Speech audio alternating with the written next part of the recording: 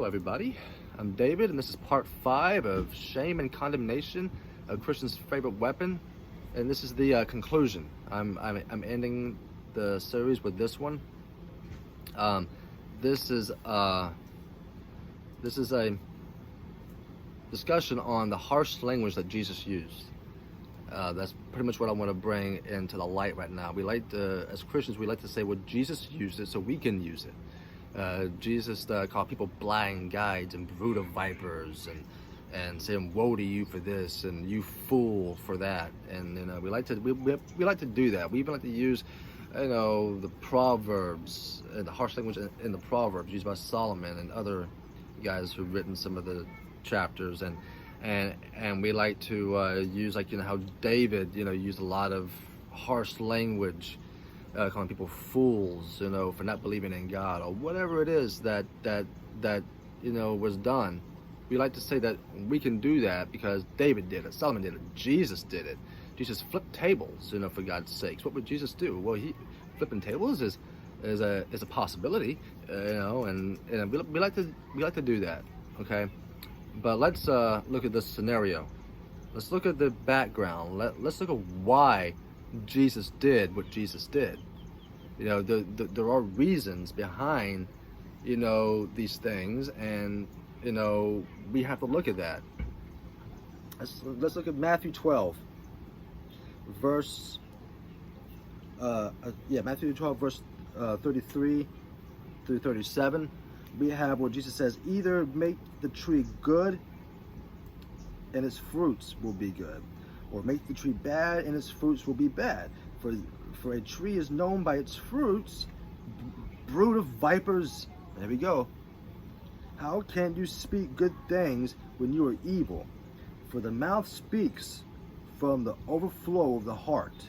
A good person produces good things from his storeroom of good, and an evil person produces evil things from his storeroom of evil. I tell you that on the day of judgment, people will have to account for every careless word they speak. For by your words you will be acquitted, and by your words you will be condemned." So we hear a lot of good, evil, good tree, bad tree, good fruits, bad fruits.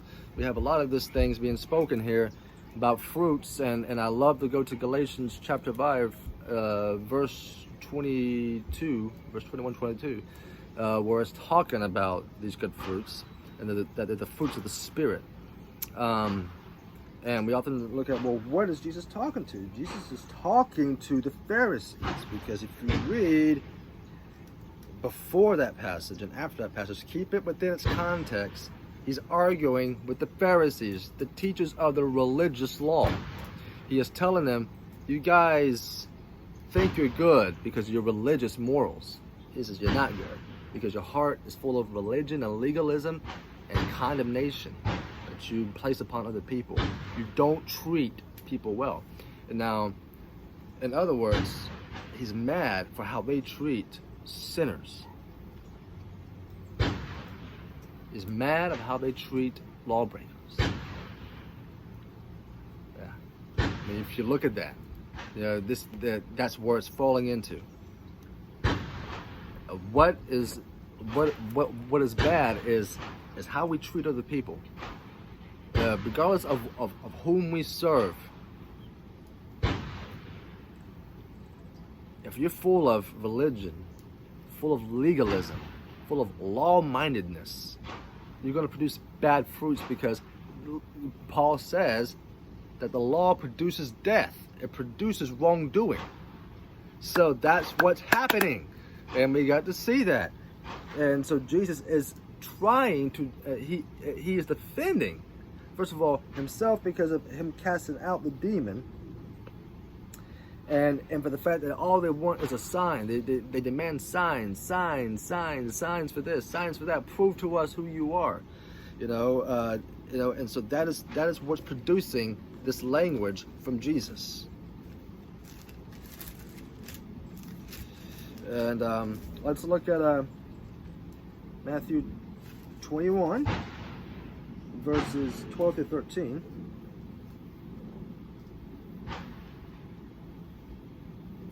And we have Jesus cleansing the temple. He's seeing that they were, selling overpriced things. They were taking advantage of the poor and the oppressed. And he ends up flipping tables and knocking over the money changers and making a whip from cords and spanking them. He gave them a nice spanking. He said, get out of here. He says, it is written, my house will be called a house of prayer, but you have turned it into a den of thieves. And so this is something that we needed to look at.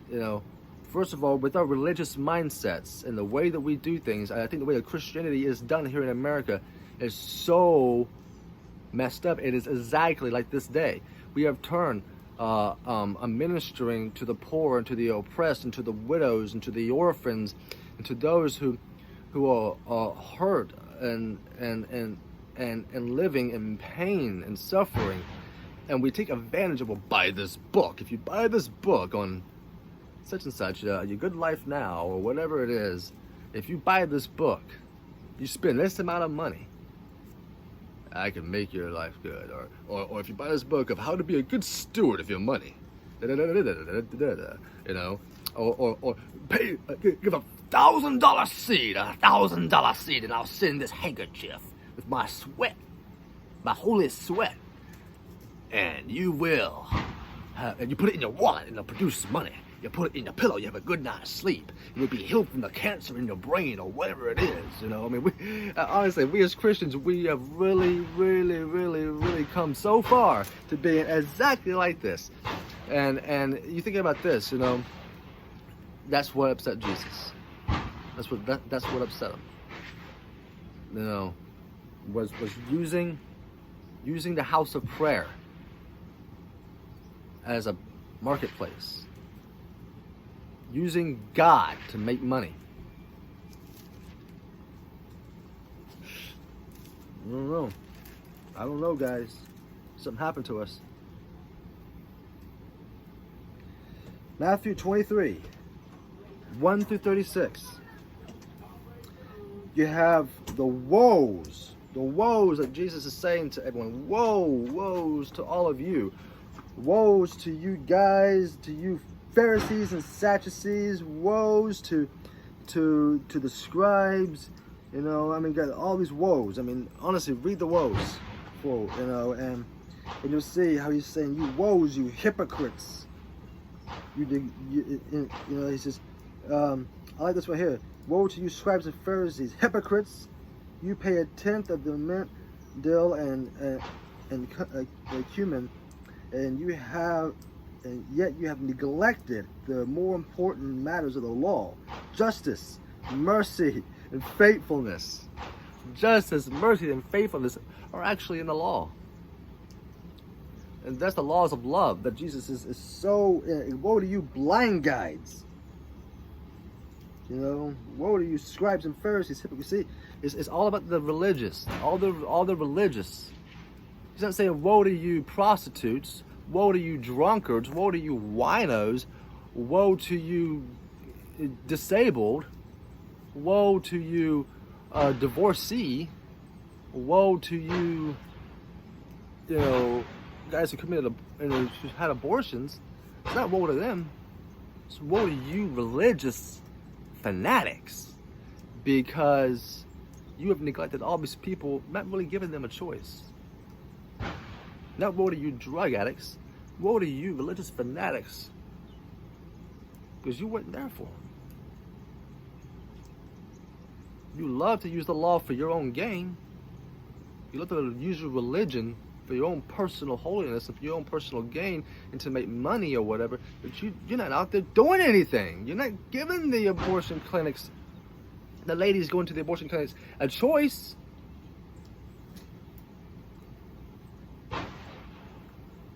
Guys, these are things that we got to look at. We love to use the law for shame and condemnation. We're going to use our Christian religion for shame and condemnation, but we're not there.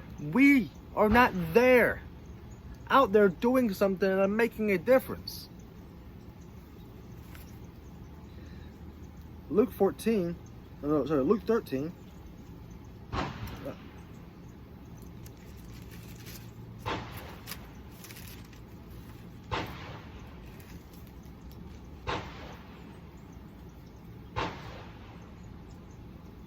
31 through 32, you have Jesus' response about Herod. It says that at that time some Pharisees came and told him, "Go, get out of here. Herod wants to kill you." So the Pharisees, I guess they kind of done something with Herod. They're kind of like in cahoots. And he said to them, "Go tell that fox, look, I'm driving out demons and performing healings today and tomorrow. And on the third day, I will complete my work. Yet it is necessary that I travel today, tomorrow, and the next day, because it is not possible for a prophet to perish outside of Jerusalem."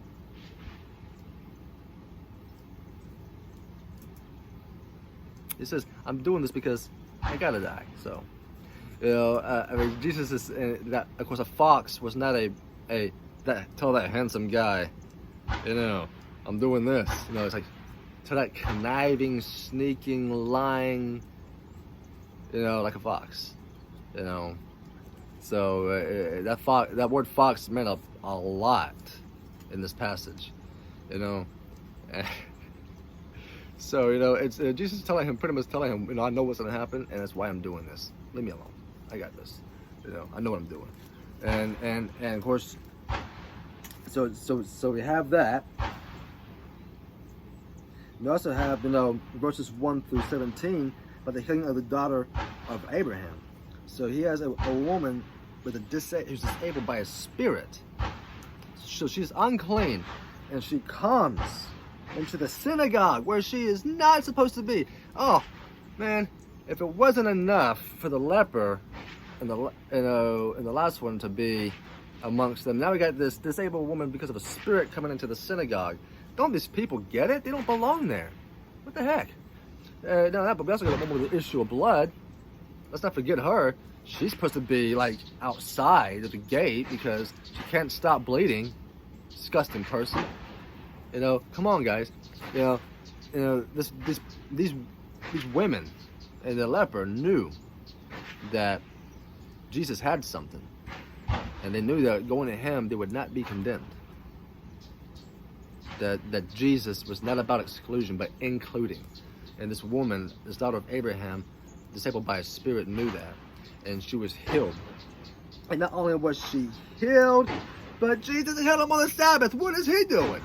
No, he's breaking the law. What the heck, But of course, it's like he says, "Hypocrites! Doesn't each of you untie his ox or donkey from the feeding trough on the Sabbath and lead him to water? Satan has bound this woman, and a daughter of Abraham, for 18 years. Shouldn't she be untied from this bondage on the Sabbath day?" What is the bondage? Bondage is the bondage of law. So she can be healed from the bondage of Satan. Satan is the accuser.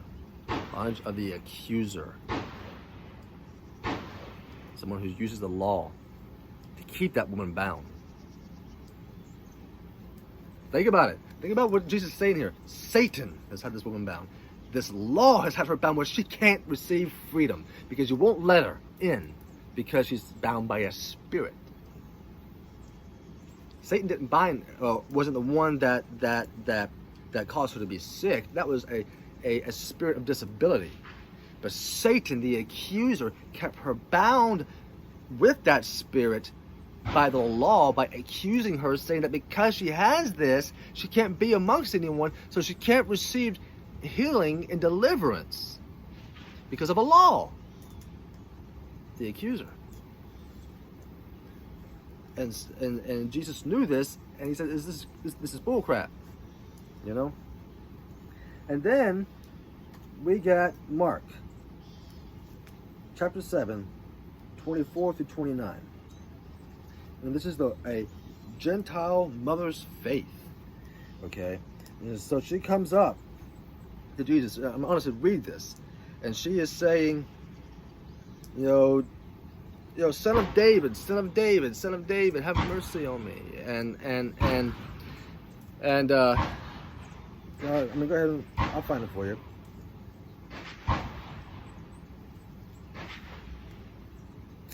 she comes out to him, she's trying to get his attention, and Jesus knows that this woman is a Gentile, and he doesn't want her to be something that she's not. Don't try to pretend to be a Jew. Be who you are. Be that Gentile woman. Okay? You don't have to pretend to be anything else. And so Jesus says something very hateful to this woman. He says, "Let the children be fed first, because it isn't right to take the children's bread and throw it to the dogs."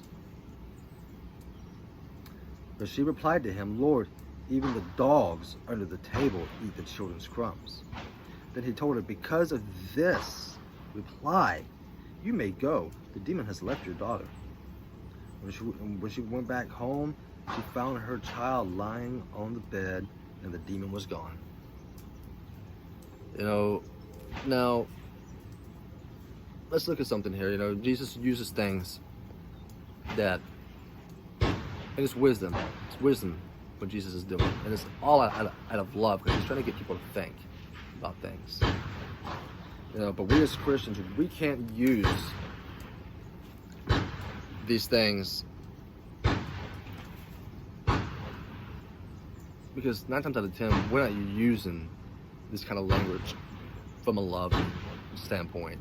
We're using it from a self-righteous, hateful standpoint, and it's wrong.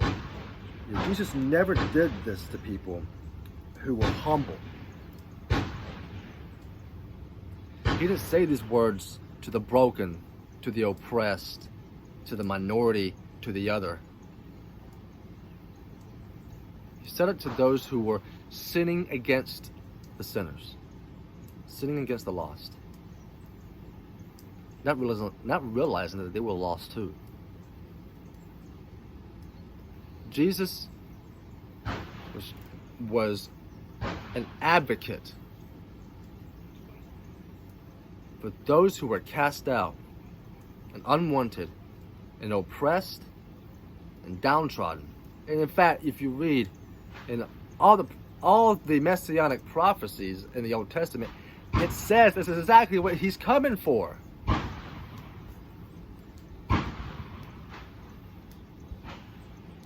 He's coming to lift up those who are cast down and raise them up on high, and break down those who think they are already made right, and who think that they have it all together.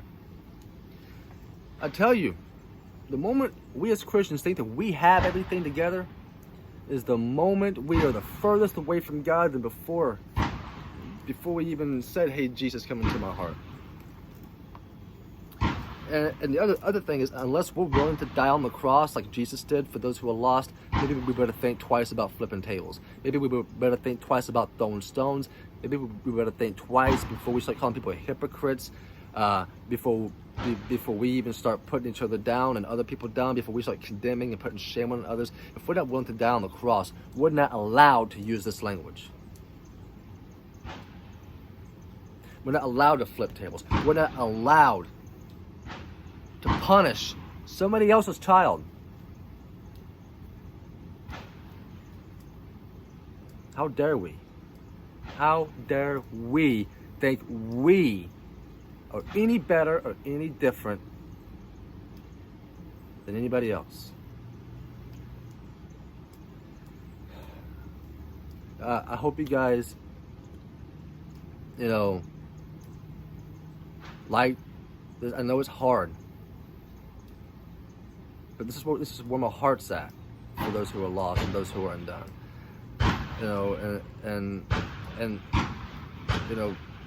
And what I mean by that, for those who are put out and cast aside, it hurts. I know I've been there, and also I know I've done it. So let's just think about this, okay? God bless you guys. Thank you for watching. I hope you subscribe and share this with other people. Like this, like my other videos. God bless.